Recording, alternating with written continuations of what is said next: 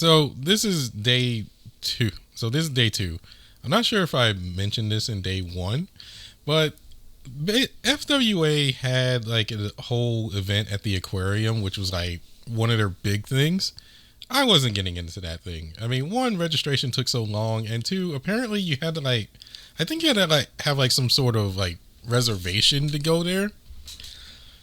And by the time like the entire thing started up, it was just like, oh well, we're already done. It was already well underway, and you have like from the hotel to the Atlanta Aquarium, it wouldn't be that far in terms of walking distance, because I mean, in terms of downtown, everything is generally walking distance, but at the same time, you don't want to walk that distance.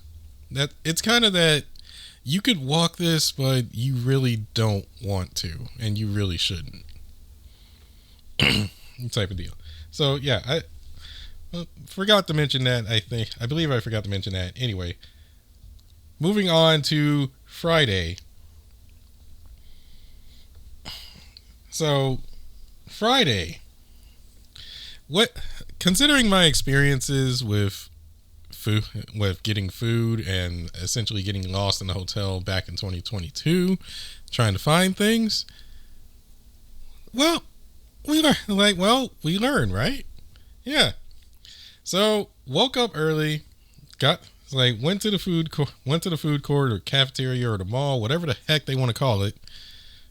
I don't know what it's called. It's apparently like a mall or something, like Peachtree Mall or something. I don't know.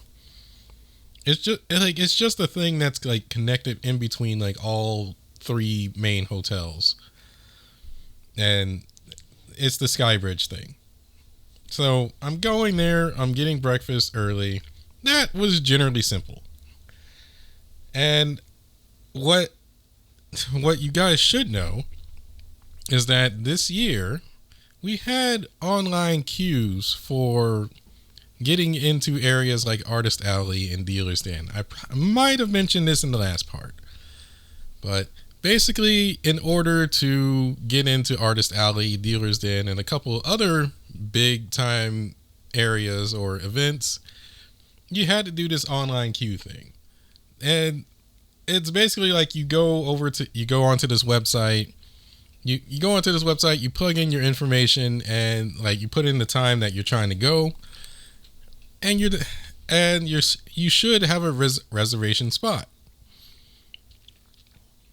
It's kind of simple, but also it felt a bit unnecessary. But it felt necessary, but not necessary. It was just one of those things where you just don't know why this is a thing. But basically, it's just there. So like, oh well, I get here at this time, and they have the spot open for me. Not exactly this doesn't go exactly as planned, and this is one of those things where it's a good idea on paper, but very bad in execution, and these people don't know what the heck they are doing with this system. And part of me feels like that's understandable. At the same time, oh my god. So I had the plan to go to Artist Alley on Friday, which would be this day, and then I would go to Dealer's Den the next day, because I didn't want to go back to back between areas, because I could end up staying maybe too long in Artist Alley and then having to rush over to Dealer's Den and not be able to get there. And be like, oh well, you missed your reservation. Sorry, too bad. Try again. I didn't want that to happen. So I have a bit of time, because it's like it's roughly about a little close to 10. Like it's 10 o'clock about this time. So I say, okay, I'm just going to grab something. I'm going to grab myself something to drink. Also, Mother's Day is right around the corner, and my mom's birthday is right around the corner. I already got her gifts, but I want to compliment it with like a birthday / Mother's Day card. So, hey, there's a CVS over here. Let's go. This CVS, unlike other CVS's I go to, this one actually is pretty sizable. It actually has 2 floors. And well, it's busy. So there's nothing really wrong with this one. I buy a couple of things, like I buy myself a drink because I know I'm gonna get hot, and I don't. And I need something to cool off and carry with me that isn't a soda. So I pick up a Gatorade, which, I mean, you can argue till you're blue in the face. I'm not really going to listen as to whether or not that's good or bad for you, or whether or not that helps. But hey, it's Gatorade. It's not soda. So I grab a couple of things. I get to the self-checkout, and the self-checkout machine doesn't work, or it started failing on me. I put in my card. I enter my PIN number, and it says your card has been declined. What? And I start going like, huh, that's weird. Let me try it again. Card has been declined. Huh. Okay, that's weird. Let me try as credit. Your card is still being declined. What the heck is going on here?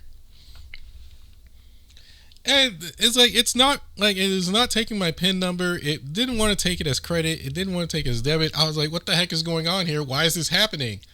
And there is a building line. While there are 3 self-checkout machines, there is a line just steadily building behind me. And I could just feel faces glaring at me as, why is this guy taking so long? Why? It's like, come on, like, you have to have money. Like, I can feel that just from right behind me. And I'm like, I don't know, the machine's not working. It's rejecting my card every time. So I'm like, okay, let me try a different card. Doesn't work. And so at that time, I pull out my phone and frantically check to see if I have money in my account, and they both clearly have money in both accounts that have my cards. And I'm like, what the heck is going on here? I have money. Why is it not taking my card? It's like, this is ridiculous. And there's no lady that, like, you usually have like a lady that like either just walks around or whatever that, like, and generally, like, there's one that will like check on the self-checkout machine, because you have to have that person that will look at the self-checkout machine, because you never know, like, somebody might just like try to cheat it and be like, oh, I paid for this, and walk out the door. Stuff like that. And also they have to fix things. Like, maybe you're trying to buy something that's for somebody that is for aged 18 or older, or 21 and older. Like, they have to put in that authorization. I'm looking for that lady. There's not a lady around, but there's a lady at the cashier, and I'm kind of just waving. Trying to flag her over, or like, I can see that she has people. I can see that she has customers over there, and I'm like, can you like call? And I'm kind of like trying to just signal over here, like, can you like send somebody over here? Like, I know you're busy, but can you like either just take a quick break and fix my problem, or send somebody over and be like, hey, help, like, hey, give this guy a hand. No, she just smiles and waves back.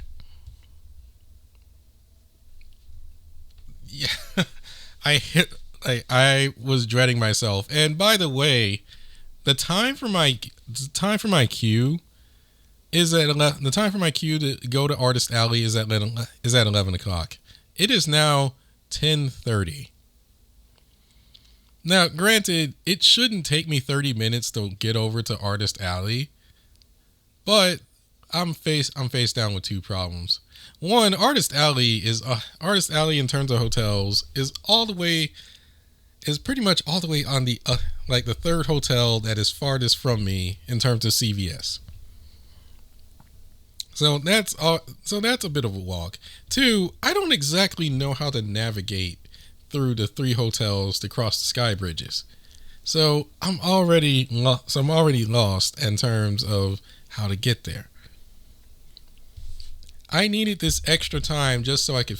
I wanted this extra time just so I could figure out how to get there, and plus, the darn thing says, "Oh, you should be here 5 to 10 minutes early before your appointment, so that way you don't miss it." So I'm sitting there thinking, like, "Oh crap! If I miss my appointment, they're not going to let me in. They're just going to say, too bad." So now anxiety is mounting. And I'm going, oh crap! I gotta hurry up. Like, this machine's gotta work. They finally call a lady over there to just be like, okay, I fixed it. And I try it again, and your card has been declined. What? So the only idea that's running through my head now is that somehow my bank decided to magically freeze my card, because banks do that. If you make a purchase somewhere, no matter how big or small, it doesn't have to necessarily be a huge purchase. It just has to be a purchase that they think is strange. And considering that I rarely ever go to CVS, or the fact that I pretty much paid for my hotel room, maybe they froze my card. But that also doesn't make sense, because I have another card to a different bank. I have another card, and this is like just in case. But no, this one doesn't work either. But neither works. So I'm going, what the hell? What the hell is going on here? How do I fix this? So I try one more time before I just absolutely fall over and give up in defeat. And this time I say, I have an idea. What if I just skip entering my PIN number? It keeps asking for one. Maybe if I just say no, maybe it will just work. So when it asks me for my PIN number, I just hit enter to say I'm not entering a PIN number. And there we go. It was going to charge it as credit anyway, which makes no sense. But you know what? I don't care. I got my stuff. Now I have to rush like Sonic the Hedgehog to get all the way over from CVS to Artist Alley, and I have no idea how exactly to get there. But I gotta run. Or walk fast. Walk really, really fast, because I don't want to run and then trip and hurt myself, or get stopped by somebody saying like, "Hey, no running." So I'm frantically searching between buildings how to get to the hotel that has Artist Alley and Dealer's Den, because they're both in the same spot. This is how convoluted the Skybridge system is over here. The hotels are connected by sky bridges, if I haven't mentioned this before. But to get between the sky bridges, you essentially have to travel either up or down a couple floors just to get there. Now, this wouldn't exactly be a problem, but there's a huge crowd and it makes it easy to get turned around. But here's another problem that I probably didn't mention as well. These hallways and sky bridges look like Doom level design. Old Doom level design, not the new, not the new one. The old school Doom level design. Or just look at the map and everything just looks the same. Everything looks the same. So you start thinking, am I going the right way? No, I can't possibly be going the right way. I need to go over here. But, oh, wait, you're supposed to. So I'm thinking to myself that this is the right way to go. And this is the right way to go, and I should go this way. And as soon as I make that walk, someone tells me like, "Oh, you're headed in the wrong direction. You need to go that way." Crap. Now it's 10:45, and now it's 10:45, and I'm rushing over there to get there, and we're like, okay, I end up running into two people that are also searching for Artist Alley and Dealer's Den. I'm like, you know what? Let's go together. Like, I mean, I have very little time. It's 10:50. I have very little time. So, but as long as I find it, maybe I'll be okay. So we all came up with this plan of, instead of trying to cross these sky bridges and navigate it, let's just go outside and cross the street to the hotel that has it. As soon as we walk outside, we're stopped by one of the staff members. He's like, "Oh, where you going?" We're going to Artist Alley. Like, "Oh, well, you can go this way, but this is kind of the long scenic route. You're gonna have to go like all the way around the block just to get inside. Like, it would be better for you to go back inside, go like climb up like 2 floors, and then go to that hallway and make a right." Like, we just came down here, and like, now you tell us this? Like, why isn't this on a map?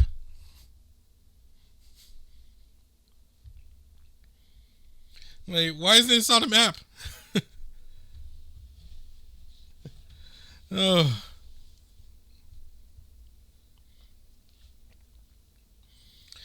Oh God. So now, like, I'm rushing. Like, panic Sonic music is playing right now. Or what is it? Green Forest? Green Forest is now playing as I'm rushing to get to Artist Alley. And it's like, okay, I'm finally here. So essentially, to get to Artist Alley from where my location was, I have to cross this one bridge, head down 2 floors to reach the next bridge, cross that, then go upstairs, cross another bridge and cross that. Then I gotta head down 2 floors.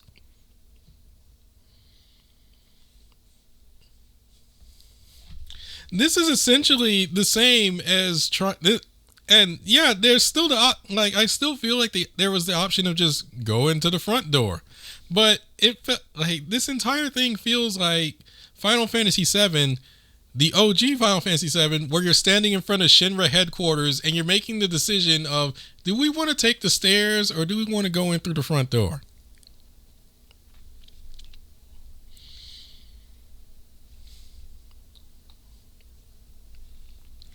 So I get there. I somehow get to Artist Alley at 10:59.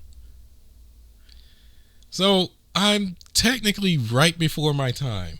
And when I get there, the person that is managing the lines at Artist Alley and Dealer's Den is asking me like, "Oh, hey, is your appointment at 11?" Like, yeah, my appointment's at 11. Like, see? Well, yeah, could you stand over here? Apparently, they weren't ready at Artist Alley or Dealer's Den. They weren't ready. And from what the rumors were going on about, the rumors were saying that they didn't have all their paperwork filled out to use the space for Artist Alley and Dealer's Den, and they had to get that squared away. Then they had to get the people ready to go and squared away as well. And here's the funny thing about here's the whole funny thing about it. Despite having an appointment there at 11 o'clock, these guys just said, "You know what? To hell with these queues. We're just gonna let in 50. We're just gonna let in 50 of you guys at a time, and then we'll just start letting you in slowly. Start letting the rest of you guys in slowly, but surely, because these queues are all screwed up." So, yeah, I did all that running for no reason.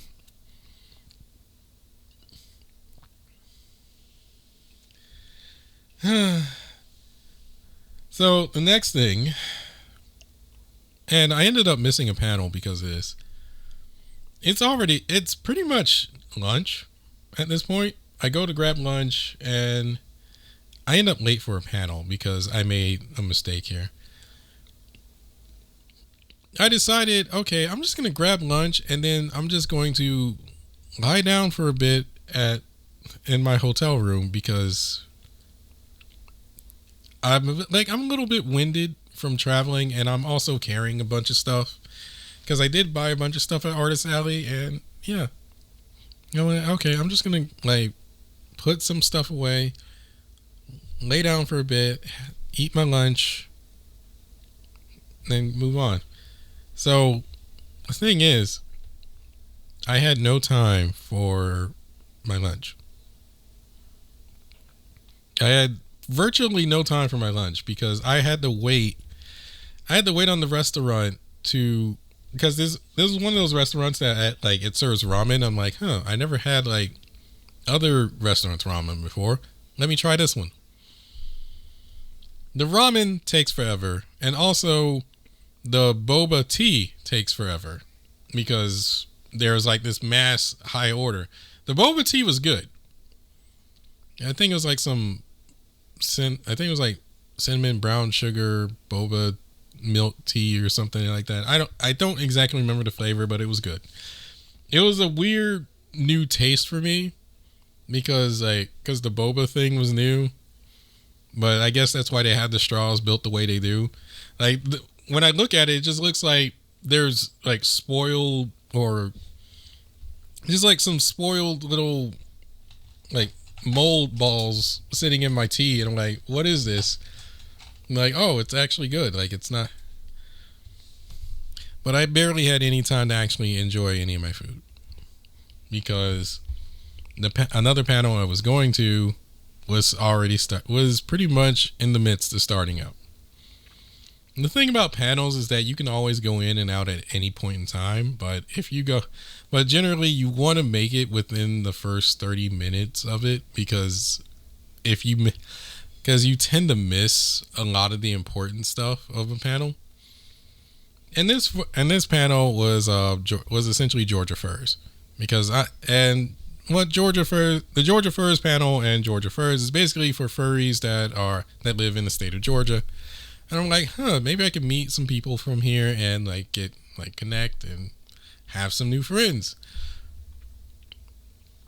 So my mistake, obviously, again, as I said, was lying down and taking a break because where the Georgia Furs panel is on the other end of the hotels. So yeah, cue up the Sonic music again, and I'm rushing to get to that panel. Oh. I get there. I have a little over a half hour before it ends. I didn't get much information out of it, and I didn't really get to meet people. Sad. Okay, so now this is the part where, now that we've gotten through most of the disaster part, which I should also note that FYI, I never learned how to navigate the hotels. I never really truly learned how to navigate the hotels. I kind of just wing it. Anyway, here's where the good part happens. Ben Diskin, the voice. So, as he's noted in the panel thing, he's the voice actor. He's the voice actor of Haida from Agretsuko, and they have him also noted in another panel as the voice actor of Jack in Beastars. But Ben Diskin has also done a ton of roles, such as Eddie Brock from Spectacular Spider-Man, young Xehanort in Kingdom Hearts, and heck, a ton of different roles. We're going to a panel to meet this guy. Which, yeah. This is great. Now, in terms of my knowledge of Agretsuko or Beastars or any of that, I know Spectacular Spider-Man. to a degree. And obviously I know Kingdom Hearts. I mean, I have a playthrough of Kingdom Hearts.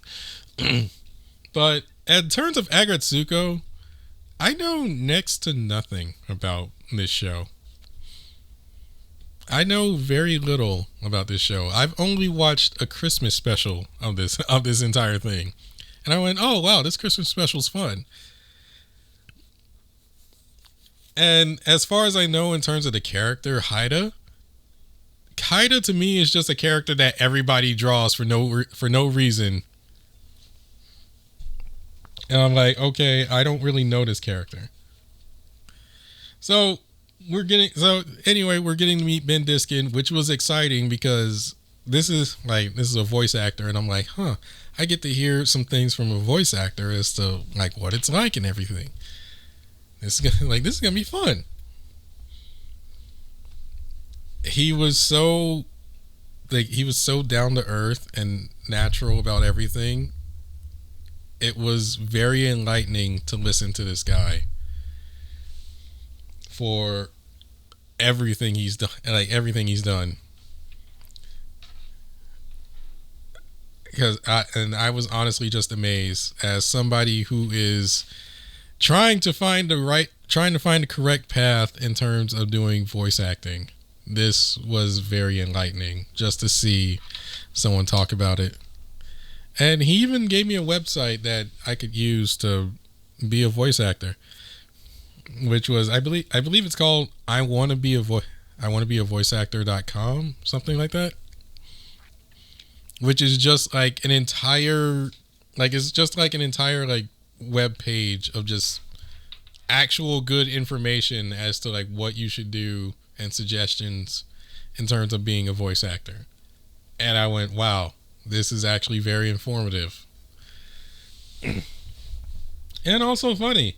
So, and also a good thing is that nobody ever asked him about that whole boycotting thing. Which I'm glad, because we don't need to hear that. Like, we're here to have fun.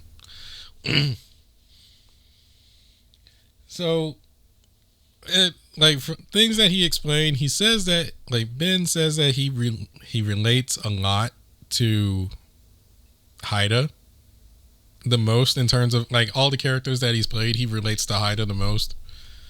And he apparently, I don't know the exact details, but he apparently acted like Haida towards his girlfriend at one point, which apparently almost ruined everything for him, but he got lucky and things worked out in the end.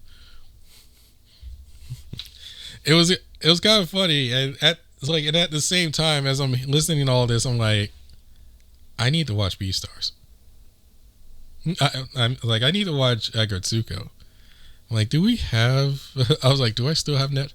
It's like, I don't have Netflix. I'm like, I don't have Netflix. I need to watch this.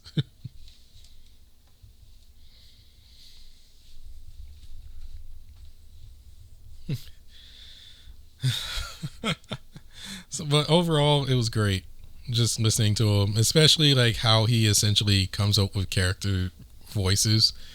And there was he explained how he did the Venom voice in Spectacular Spider-Man, which apparently was it was kind of like a double dubbing or whatever, like something like a double dub or whatnot, where he put this monstrous voice over Venom, but also he had his normal voice over Venom, and also threw in a bunch of monster sounds and stuff. So it was kind of rather amazing just to hear that. And then I'm trying to think, there was one other thing about it. There was one other thing I'm forgetting about that whole thing.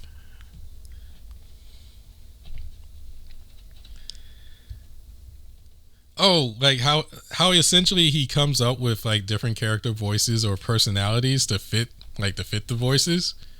He essentially he just takes a little from one character and then puts it into another, takes a little from one character and then takes a little from another character, mixes it together, and then boom, he has a new character. I was like, I should try that. it might save my voice as well. So, yeah, the Beast. I keep getting them confused because I haven't watched either anime. The Agretsuko panel, the Ben Diskin Agretsuko panel was great, just to listen to. So, next, which about an hour later, so I have about an hour long break before I go to this next panel, and this is honestly an even better panel, and I believe this is like the highlight of my entire weekend. Like, this bit is probably the highlight of my entire weekend. This is the Beastars panel. So in this panel, we're not only just meeting Ben Diskin, who voices Jack. We're also meeting Jonah Scott, who voices Legoshi. And I'm like, honestly, I'm kind of like, holy crap, we're meeting these people. I don't really know Beastars. I barely know Beastars. I know this show even less than I know Agretsuko.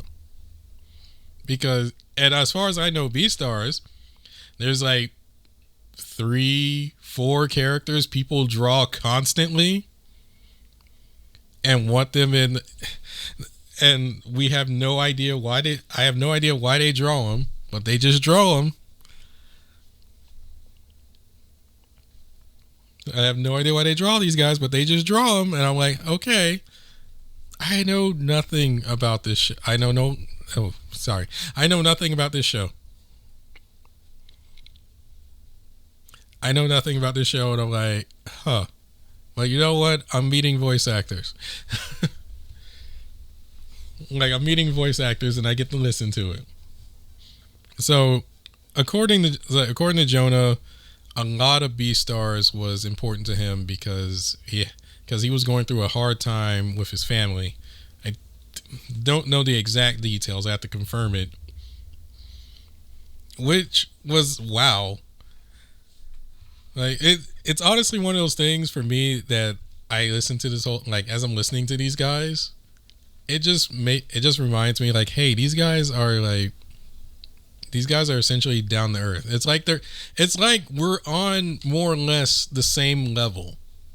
We're on a similar level in terms of just looking at each other. Like, they're not super high above me, and they're not like below me or anything. It's like we're on like similar planes, and I can actually look at them and like and I'm not even really thinking of them as like, oh, like these are the great heroes or anything. Like, these are just normal guys with jobs. Like, these are normal people with a job, and I appreciated that a ton. Like, I appreciated that a ton because it felt to me like, in terms of especially celebrities, like celebrities, it tends to just feel like you'll never be at their level, and that like you have to know like everything that these people do in their lives in order to respect them as movie stars. I'm like, generally when it comes to like celebrities, I'm kind of just like, I don't care.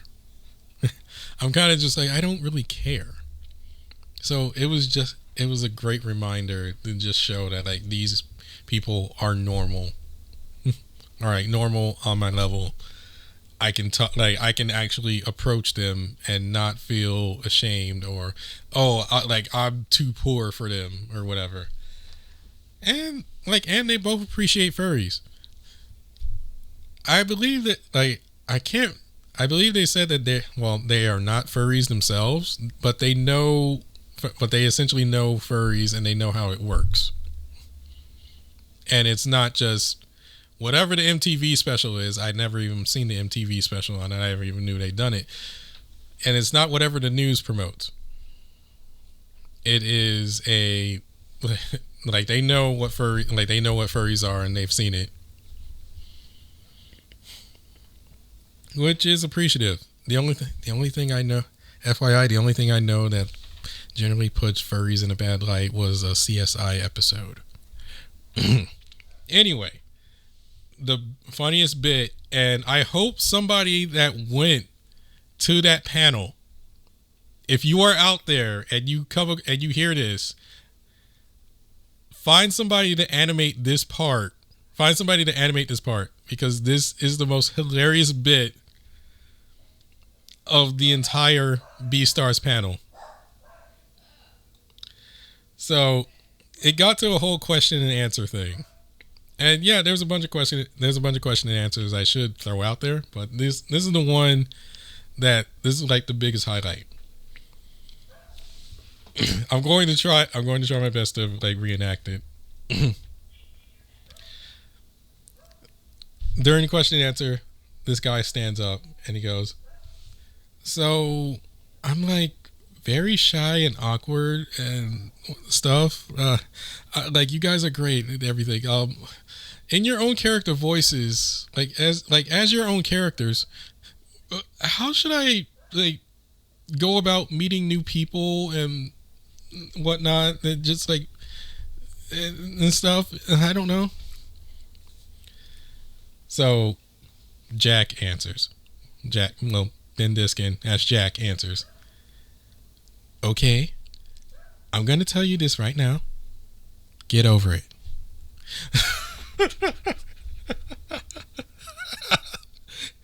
There's a big world out there and you need to seize it.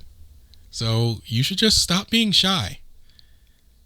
Because there's no reason to be shy. So get over it. And so obviously, like, this is him as, like, this would be as Jack answering. This will be as Jack answering. This isn't mean-spirited or anything. We have to keep that in mind. Try to keep. And then over to Legoshi. Why are you asking me? I have this problem too. I am the absolute wrong person to ask about this problem, because I have this problem too. So, well, try joining a club or something, or join a wrestling match, or I don't know, like, go up on top of the roof and scream out your lungs or something. I don't know. Like, you find something and let me know how that works, because I have this problem too.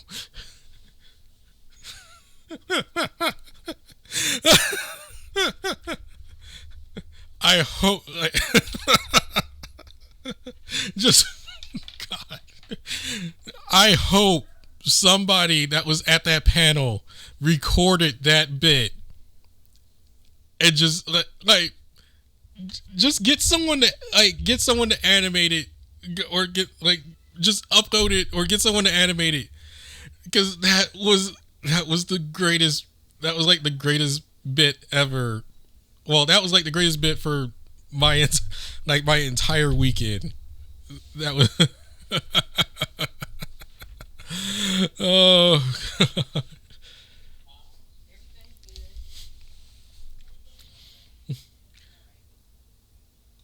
So okay.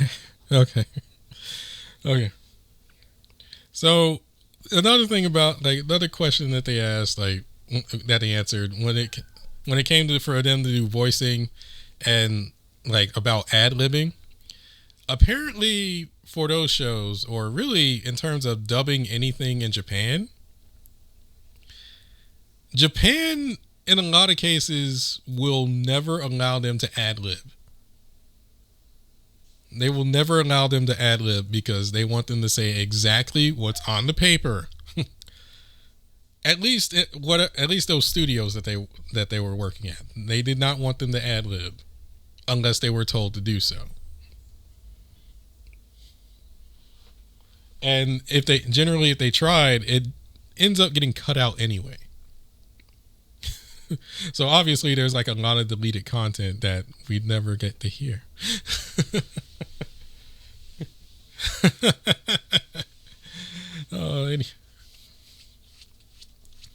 There's like a lot of content that we don't get to hear.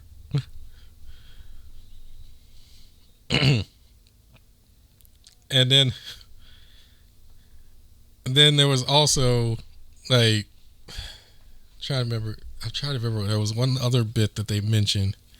Oh yeah, like apparently somebody gave those guys fursuits of their characters, which is wow.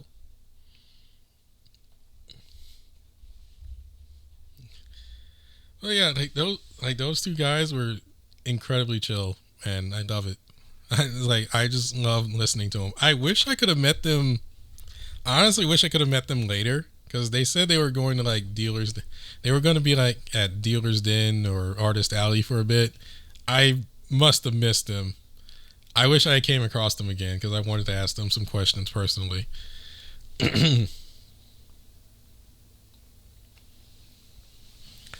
So that I'm trying to think, is there anything PG I can if there's anything PG I can mention that I also did. Not well, in terms of PG, not exactly. Like I don't really like there is a meat I don't exactly want to talk about because that one kind of steps on the line. Like that bit kind of steps on the line in terms of YouTube, I feel, as to what I did. Like it wasn't anything like it wasn't anything sexual. It's just that subject matter. So I might just have to skip that.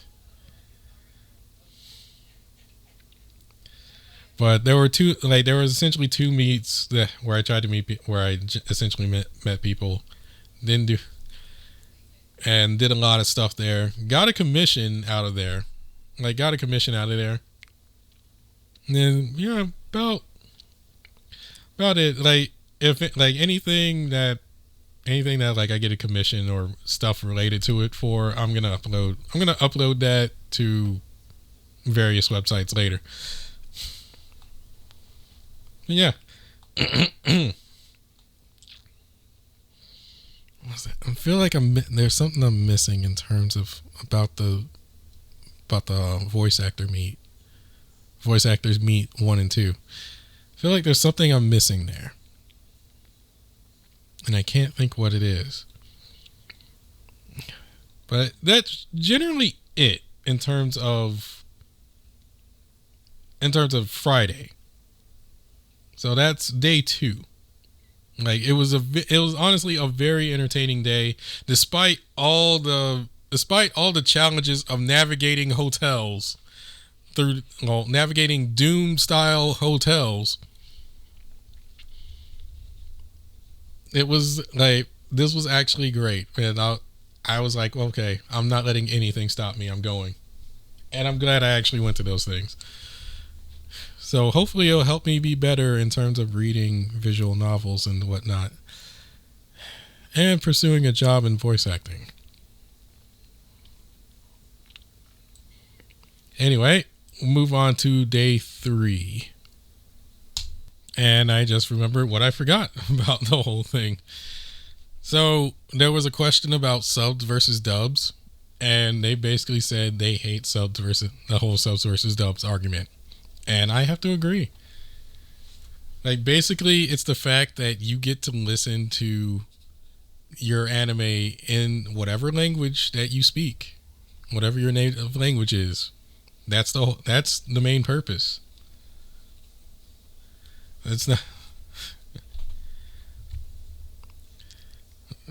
and I appreciate that, and also I echo that because I would say I have to echo this because there's this whole thing of there's no like you can't really get that feeling.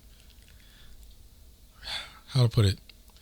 There's no better feeling than hearing something in your own native language.